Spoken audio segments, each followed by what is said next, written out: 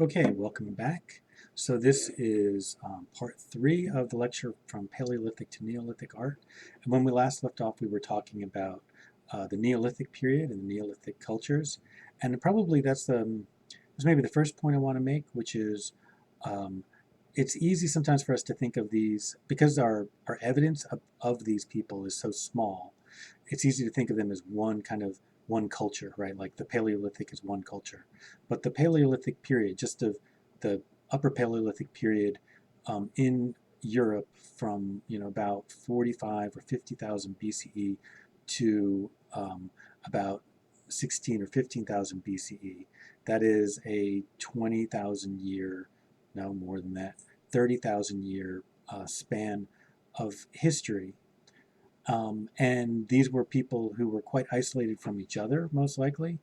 So what we really mean is like cultures in a huge plurality. There were probably over that period thousands, hundreds of thousands, millions, more than millions of different human cultures, different human languages that were spoken over this time. What's amazing is that despite that fact that these were probably lots and lots of different cultures, we also still see lots of continuity. And so the same is also true for the Mesolithic, from the period of about 15,000 BCE to around 11,000 BCE, and then from the period of the Neolithic. Once again, these are um, each kind of like each site that we find, each town is probably its own culture, and probably every different 1,000 years would have been a completely new culture in that site. They would have transformed so much that they would not have recognized each other, probably didn't speak the same language. Just for a moment, think about how different the English language is from what it was 1,000 years ago, and you get a sense of how much change could happen. So, anyway, so the Neolithic cultures that we're talking about here were at first not quite agricultural. They were semi-nomadic. They had settled communities, but they also moved around some, and they stored grains, but they didn't farm grains. And then sometime probably around 8 or 7,000 BCE, human beings really did start to farm grains and start farming on a large scale. Also, somewhere in there, human beings started to keep domesticated farm animals. Human beings were already keeping some animals. They were already keeping dogs, definitely. And in fact, we have evidence of human beings keeping dogs all the way back into the Paleolithic. Um, so so what's interesting is that we have evidence that people were living in settled villages and towns before we have evidence of agriculture, which is kind of a flip from what we used to think. And as these towns develop, by the time we get to about 10,000 BCE, we see these towns having some sort of wall fortification, some sort of wall around the town, or in the case of a very famous example, Catalhoyuk here from Turkey, they were walled in the fact that every single house was built abutted against each other, meaning that there were no streets and there were no front doors to any of these buildings. The only way to get into any one building would be to climb down from the roof. All the doors were in the ceiling, so to speak.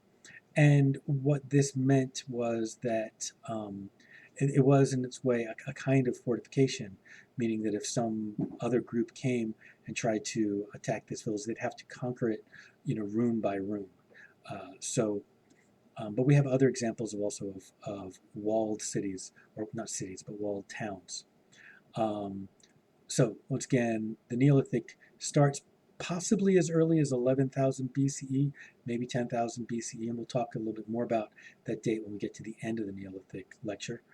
And we also see the beginning of organized religion and some specialization in crafts. We do see the development of pottery. In fact, the Neolithic is generally divided into two periods, pre-pottery and post-pottery, which is interesting because the fire pottery existed already, but these people in the Near East and in the Levant didn't fire ceramics, as far as we can tell, and definitely didn't make ceramic vessels. Um, but we have evidence that there were people at about the same time or a little bit earlier in China who were not living a Neolithic lifestyle. They were living a Mesolithic lifestyle, but had fired ceramic vessels. So the more people study this and the more people dig, the more complicated it gets. So here's some images from Catalhoyuk. And one of the things I want you to notice is there's this kind of a lot of evidence of a certain type of continuity from what we saw in the Paleolithic and the Mesolithic. And the continuity includes, instead of like cave paintings, we have wall paintings. But the wall paintings seem to show include images of hunting, all right, and images of wild animals, especially wild bulls and wild cats, like wild leopards, right? We also see the keeping of skulls, something that we see from the Paleolithic a little bit, and these kind of shrines. It's almost like there was a lot of continuity, and that primarily what we see in Catalhoyuk is a sort of Mesolithic culture being brought indoors and being brought into kind of these indoor shrines as opposed to these outdoor cave-type shrines. And we also see what seems to be a continuity of this Earth Mother religious concept. We have, I have this, the seated goddess flanked by two lioness, although it's not necessarily so clear. A number of archaeologists and art historians now claim this is an image of a revered elder woman and not necessarily of a goddess, but we can't know. And then we have this very recently discovered figurine from Catalhoyuk, which is quite beautiful and elegant and stylized, and definitely shows a real strong sense of continuity from all the way from the beginning of the Paleolithic. Here's some more examples of some some Neolithic art. And as we move into the later Neolithic, in the Near East and in Turkey and the Levant, and we're looking at cultures now that started to make pottery, and we're also making other forms of crafts, such as these kind of stone vessels that were hand carved. As early as 7000 BCE in Jericho, we have examples of these plastered skulls, which is a practice that we see in lots of different cultures, but Jericho is the very earliest example we have of it. And by about 4000 BCE, we're seeing beautiful Neolithic pottery, and this kind of style of Neolithic pottery starts to spread over a large portion not only of the Middle East, but into the Eurasian steppes as well, and becomes kind of the common style. And that was where my Neolithic lecture ended, until about maybe 5 years ago, where I really started to get interested in the exciting new discovery at Göbekli Tepe. And Göbekli Tepe raises this issue because Göbekli Tepe is older than any settled village or town that we have of Neolithic village, but it's not a village. It's a religious site. We have this amazing, massive complex that's been found of these kind of walled rooms that have these large monolithic pillar posts in them, and they appear to be ritual spaces. They appear to be religious spaces, and there's no indication that people live there, but there is indication that people came there from far and wide for certain periods of time, very much in a way like the practices that we associate with Stonehenge that happened 7,000 years later.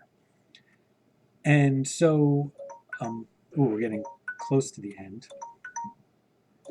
So unfortunately, well, I'm just going to have to wrap it up. So what we are now finding is that our picture of the Neolithic and the Mesolithic is much more complex, and that we are learning new things, and we realize now the transition was more continuous and less of a dramatic transformation, that the Neolithic didn't start with agriculture, but started with religion and with settled communities first, and that we also are just pushing the date back for the Neolithic more and more.